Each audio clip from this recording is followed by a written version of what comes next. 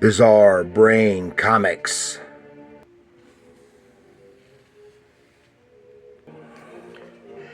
Hello, my comic book friends, and welcome to Bizarre Brain Comics. I am Gary, your host. And this is where I like to take a look at some older comics, talk a little bit about the characters and creators, and examine the stories and the art. And this time, I'm going to take a look at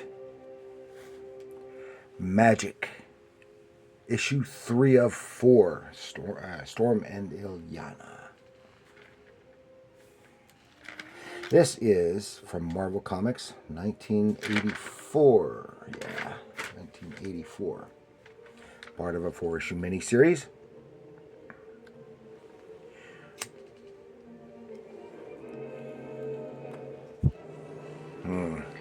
And this was written by Chris Claremont, who at that time seemed to be doing all things mutant. And with art by Frenz and Tom Palmer.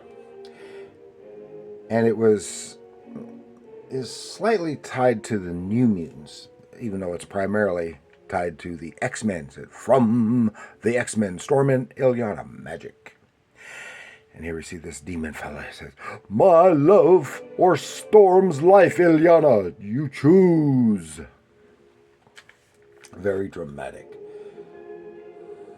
Okay, and Magik is a 4-issue miniseries from Marvel from 83 and 84, featuring the X characters. Storm also has Kitty Pryde in there too. Featuring Storm and Magik. That's Illyana. Illyana Rasputin. She is the younger sister of Colossus. Okay. Other issues were drawn by John and Sal Buscema as well. So, and that kind of explains. Of course, Ron Frenz's art is very strongly influenced by Jack Kirby and John Byrne. And anyway, so his own style is similar, but he sometimes, depending on what he's doing, he pushes towards sometimes towards a Jack Kirby feel, like he did for a while in Thor, and also sometimes towards a John Buscema feel, as he also did in Thor. And here he has more of a to maintain continuity of look, whether that was intentional or not, has a strong John and Sal Buscema look to it.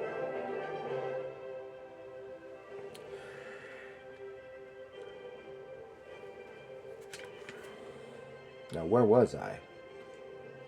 Oh, and as the plot takes place during mere moments of time in the main Marvel universe, but it covers 7 years of Illyana's life in the dimension of Limbo, occurring between a few panels of Uncanny X-Men number 160. Illyana is snatched by the demon Belasco at the age of 6, and she is, as I said, she's the sister of Colossus, and returns at the age of 13. And she is a mutant slash sorceress. Okay, and Belasco is the demon lord of Limbo. He wants Illyana to aid the elder gods destroy the earth. And he takes part of her soul and reforms it in his own image. This also features an elderly version of Storm. And she is like a mother figure for Illyana in here. And also it has an adult version of Kitty Pryde. And here she is part beast. And they help Illyana, because Illyana was snatched. They got her away and was teaching her, and then she got snatched back.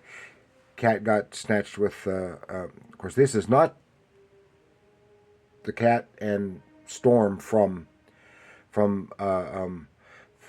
X-Men titles. I guess they're I gather they're alternate universe versions of these characters.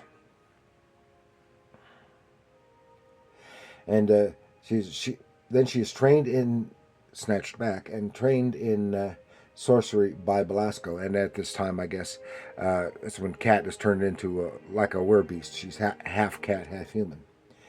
And during this training, he attains the elements he needs for his goal.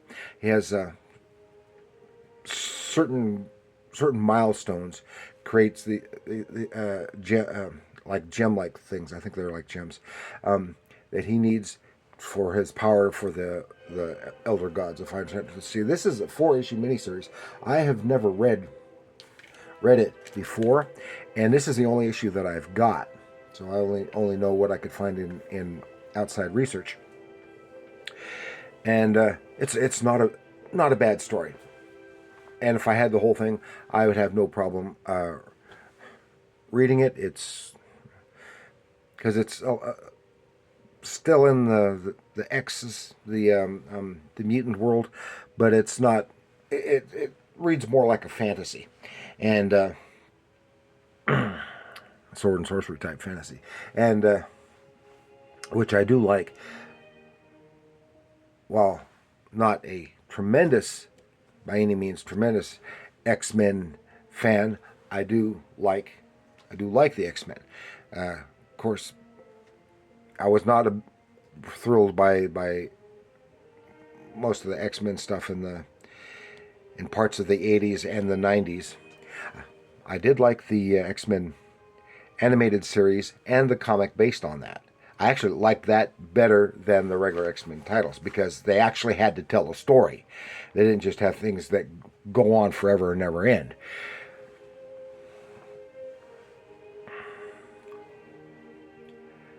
But that's neither here nor there. And at this point,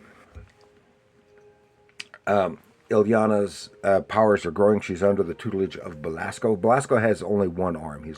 At some point he has lost his right arm. He is the Lord of Limbo, Demon Lord of Limbo. And one critical thing is, in Limbo, he cannot die. So I take it that if he leaves Limbo, he can die.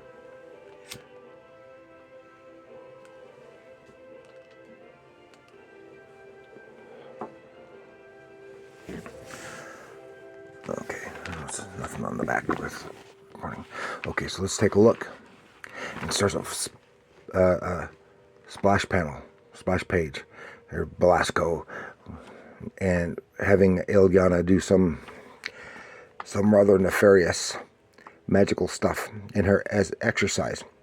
One thing though, because at this point she was snatched at 6, and so she's probably about 12 or 13 here, I gather. And I guess some of her mutant powers are kind of starting to develop right at the beginning of puberty.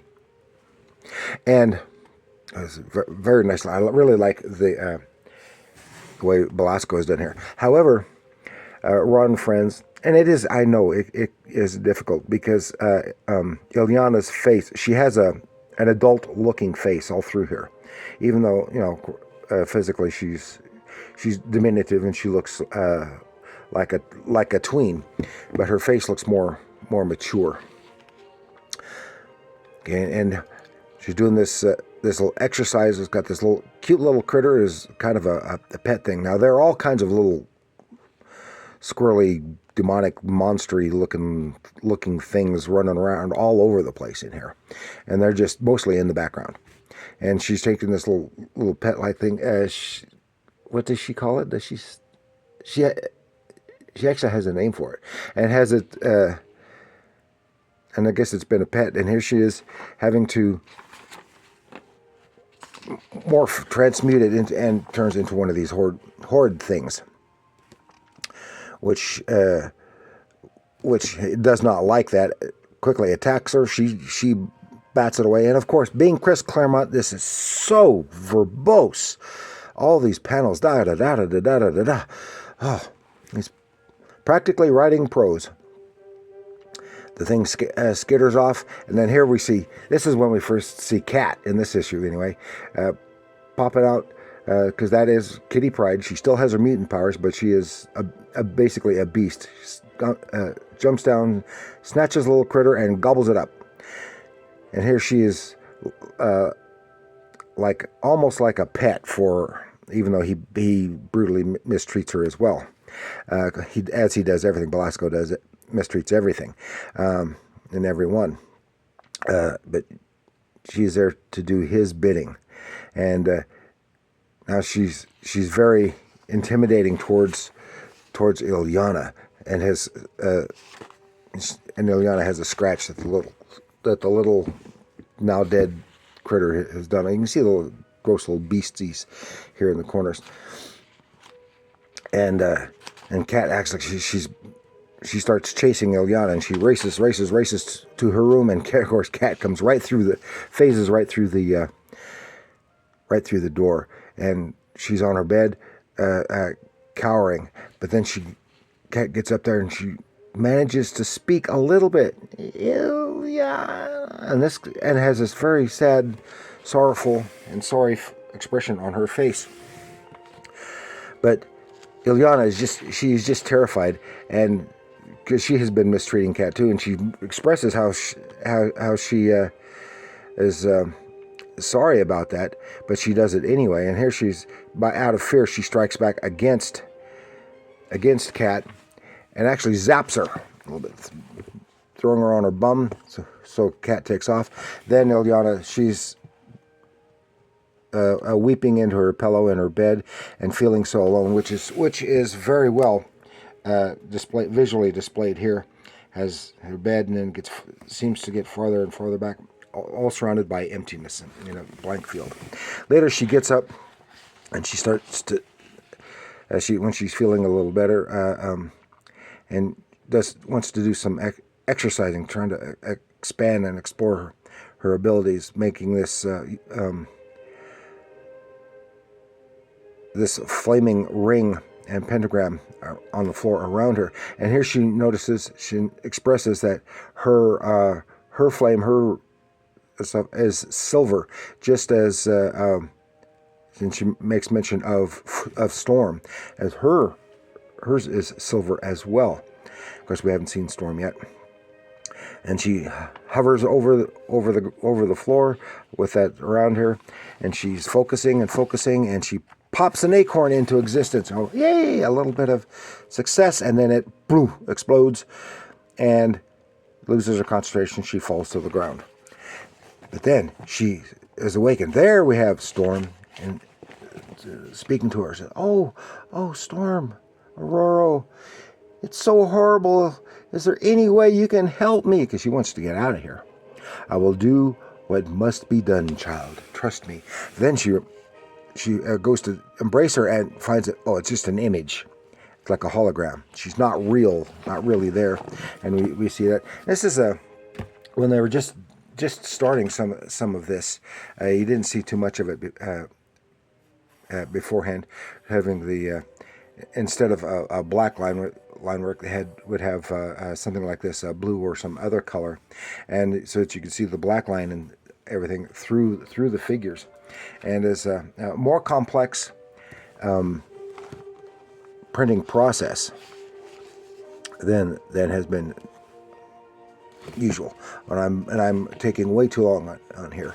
And so she huddles back in bed, and then she sees the floating of the light disc coming through the ceiling. And she said Cat used to call them stepping discs. And she wonders what the deal is with it. It zooms around, and it gets under her bed. And suddenly, boom, she and her bed are outside. And this is all kind of in response to some of her thoughts and desires. But she doesn't understand it, doesn't know how to control it. And it's in some of the tunnels outside of the Citadel. And she goes, is this my mutant power to control stepping discs? That's wonderful. Maybe she doesn't know. Then suddenly, boom, this car comes out of nowhere and smashes her bed. And people going, what the heck? And they jump out and go, it's Illyana, Illyana. And these are characters from the New Mutants. And she said, who are these people? They know me, but I don't know them. And then suddenly, poof, they're gone. And there's another disc, and it takes her. She's back in the castle, in the library. And then the image of Storm appears and tells her to stop. And she's thrust back. Oh, what is that? She goes out and suddenly sees, boom.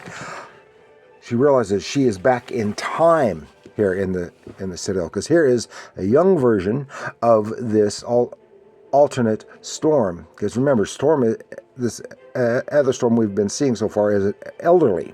So this is decades before in here. And it's Storm and Belasco fighting. And here we see Storm has apparently killed Belasco. But remember, Belasco cannot die in limbo. And Illyana's witnessing all this. And Belasco reappears.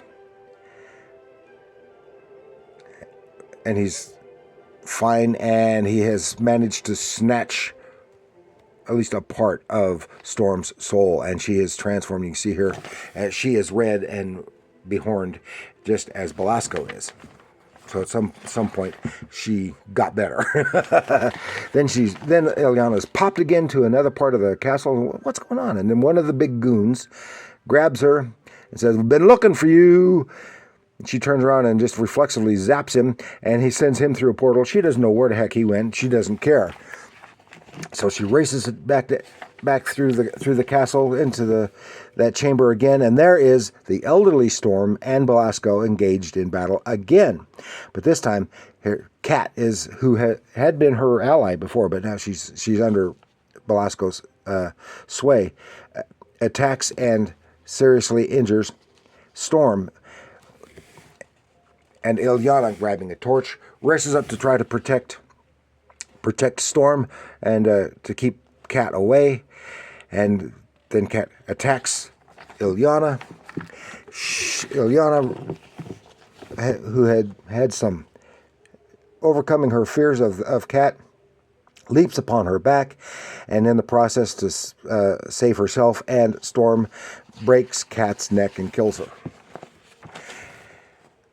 Then she goes to comfort a fatally wounded Storm as she lays there, and here Belasco approaches, says, "You won't die, not yet, anyway, because I won't let you die just yet." And here and reveals that he has been getting another token, whatever you want to call it, of the 6 or 7 that he need in the medallion to achieve his goal. Look, it's very gruesome, grim. And now he's going to force Illyana to sacrifice the dying Storm to the elder gods. It says, "Death will not herald your freedom, harlot." He's saying this to Storm, "but your eternal damnation." And dun dun dun, to be concluded. And that's basically what we see on the cover. And I don't know what happens. Of course, somehow stops. Belasco gets out of limbo, comes back to Earth just moments after she disappeared, several years older, etc. And eventually, of course, she becomes part of the New Mutants. If you saw the New Mutants movie from just a few years ago, she was in that and made references to Belasco and Limbo, etc. So that's all I've got for you this time. It's not spectacular. It has some nice artwork, and I think it's well written, if overly wordy. And looks like the whole thing might be a decent story. And I wouldn't mind reading it. I'm not going to go looking for it, that's for sure. But if I come across it, I have no problems with reading the rest of this miniseries. So, I want to thank you for joining me. Please like, share, and subscribe. Leave your comments down below. Do you like Magik? Do you like the X-Men and all the mutants in the Marvel Universe? Do you utterly despise all the mutants in the universe? Let me know in the comments below. And remember, comics are art.